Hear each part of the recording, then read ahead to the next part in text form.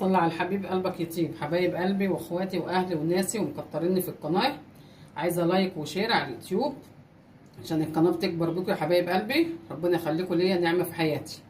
النهارده يا جماعه انا جايبه نص كيلو لحمه كفته من عند بتاع المجمدات. قولوا له هات كفته الحاتي، ده بيديها لك جاهزه بتوابلها بكل حاجه، بس انا بحب بشر عليها بصلايه واحطها عليها، ودول حبه توابل جاهزين.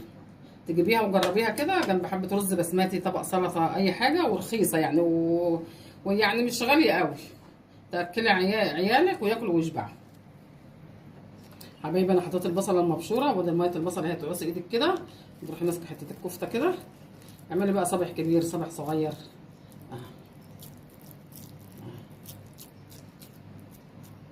وبنحط في الصينيه.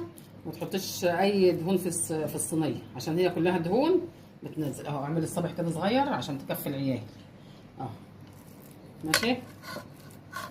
نعمل بالسيخ شويه. نعمل بالسيخ كده. صبعيها كده بصبعك.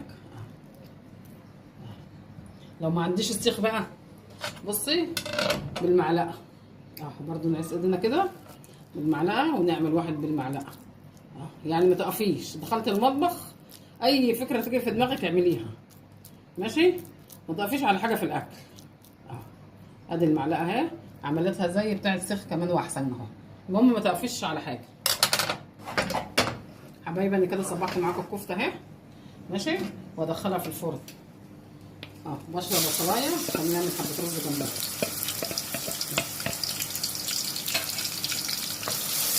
البصلايه بس تطلع الريحه بتاعتها.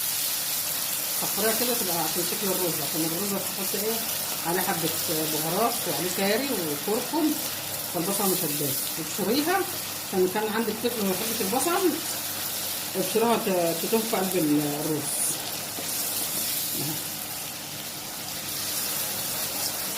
الكفته دي اتطبعت اهي وادخلها الفرن.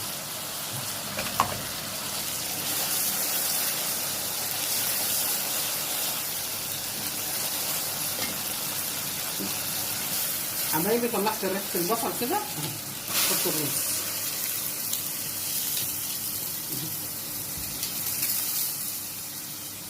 حبه بهارات.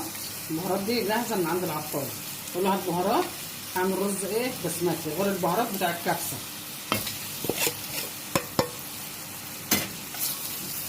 نجيب كده بصي البصله من غير قبل ما تسيبها حتى البصله تهش فيها.